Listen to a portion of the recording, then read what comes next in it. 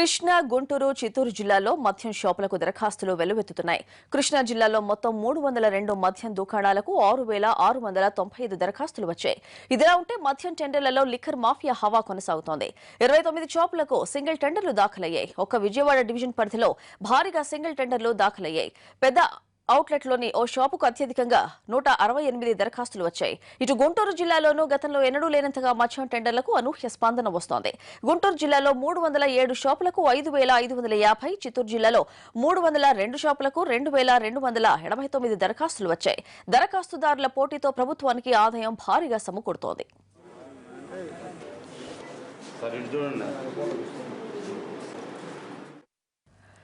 ఏపీలో మద్యం షాపుల టెండర్లు ప్రభుత్వానికి కాసుల వర్షం కురిపించాయి. కొత్త మద్యం పాలసీతో షాపుల కోసం వ్యాపారులు పోటీపడ్డారు. కొన్ని చోట్ల మద్యం మాఫియా సిండికేట్ గా మారి టెండర్లు వేస్తే మరికొన్ని చోట్ల మహిళలు కూడా మేము సైతం అంటూ పోటీపడ్డారు. కొత్త రాజధాని ప్రాంతంలో మద్యం షాపులను దక్కించుకునేందుకు వ్యాపారులు క్యూ కట్టారు. ఎప్పటిలాగానే గుంటూరులో భారీగా టెండర్లు దాఖలయ్యాయి.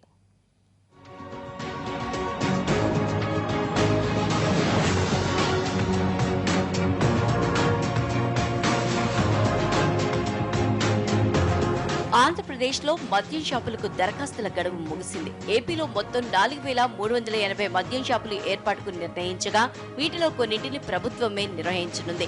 మిగిలిన వాటికి టెండర్లు పిలిచింది. 2,781 షాపులకు టెండర్లు పిలవగా దాదాపు 30,000 టెండర్లు దాఖలయ్యాయి అంటే మద్యం షాపుల కోసం ఎంతగా పోటీ ఉందో అర్థం చేసుకోవచ్చు.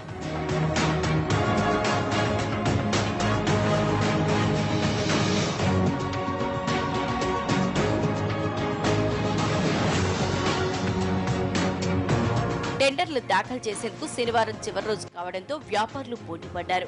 ఉదయం నుంచే క్యూ లైన్లలో నిలబడ్డారు. పెద్ద ఎత్తున అప్లికేషన్లు రావడంతో దాదాపు అన్ని జిల్లాల్లో టోకెన్ సిస్టమ్ ఏర్పాటు చేశారు.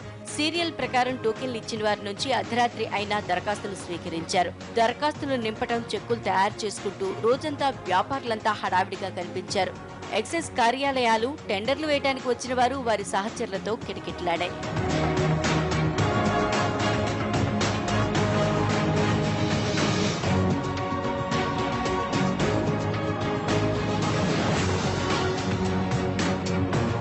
ఏపీ కొత్త రాజధాని పరిధిలోని మద్యం షాపులకు ఎక్కువ టెండర్లు దాఖలయ్యాయి. గుంటూరు జిల్లాలో 307 షాపులకు ఏకంగా 5,000 టెండర్లు దాఖలయ్యాయి.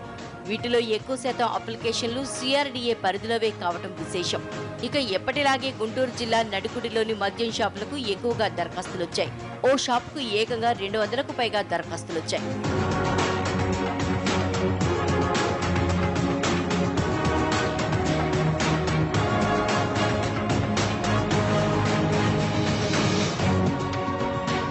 శ్రీకాకుళం జిల్లాలో 180 షాపులకు టెండర్లు పిలవగా 1,919 అప్లికేషన్లు వచ్చాయి. విజయనగరం జిల్లాలో 168 షాపులకు 1,676 మంది మద్యం వ్యాపారులు దరఖాస్తు చేసుకున్నారు. విశాఖ జిల్లాలో 267 షాపులకు 2,397 టెండర్లు దాఖలయ్యాయి. తూర్పుగోదావరి జిల్లాలో 300 షాపులకు 2,105 అప్లికేషన్లు వచ్చాయి. పశ్చిమ గోదావరి జిల్లాలో 475 షాపులకు 5,000 అప్లికేషన్లు వచ్చినట్లు సమాచారం. కృష్ణా జిల్లాలో 276 షాపులకు 3,400 అప్లికేషన్లు దాఖలయ్యాయి. గుంటూరు జిల్లాలో అత్యధికంగా 307 షాపులకు 5,000 మంది వ్యాపారులు టెండర్లు వేశారు. అనంతపురం జిల్లాలో 213 మద్యం దుకాణాలకు గాను 1,000 దరఖాస్తులు వచ్చాయి. చిత్తూరు జిల్లాలో 410 దుకాణాలకు 1,600 టెండర్లు దాఖలయ్యాయి.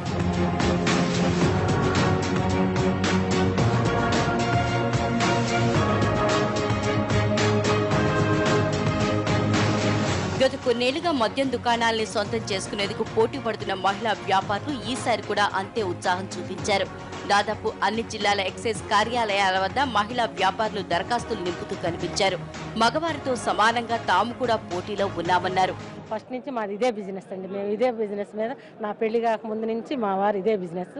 అందుకని చెప్పేసి లేడీస్ అయినా కూడా మేము బ్రతికేది ఆ బిజినెస్ మీదే కాబట్టి వేయటానికి వచ్చాము. అది చేస్తుంటే తెలుస్తుందండి. పాలసీ అంటే మరి కొత్త పాలసీ ఏం కాదు, పాత పాలసీ.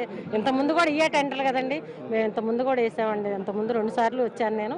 12 షాపులకు వేసామండి. రాయనపాడు నుంచి వచ్చాము. 6 సంవత్సరాల నుంచి జరుగుతుందండి ఇది లేడీస్ పాల్గొనటం. మరి మగాళ్ళతో సమానంగా ఉంటాం, బాగానే ఉంటాం. కొంచెం టెన్షన్గా ఉంది. ఇంతమందిలో మనకు వస్తాయా రావా ఏంటి అనేది ఒక లోపల టెన్షన్. జూలై 1 నుంచి కొత్త మద్యం పాలసీ అమలు కానుండటంతో ఇప్పటికే మద్యం మాఫియా చక్రం తిప్పి సిండికేట్లుగా మారారు. బినామీ పేర్లతో టెండర్లు దాఖలు చేశారు. ఈ దరఖాస్తుల్ని ఈవేళ పరిశీలిస్తారు. 29న కలెక్టర్ ఆధ్వర్యంలో డ్రా తీసి 30న మద్యం షాపుల లైసెన్సులు జారీ చేస్తారు.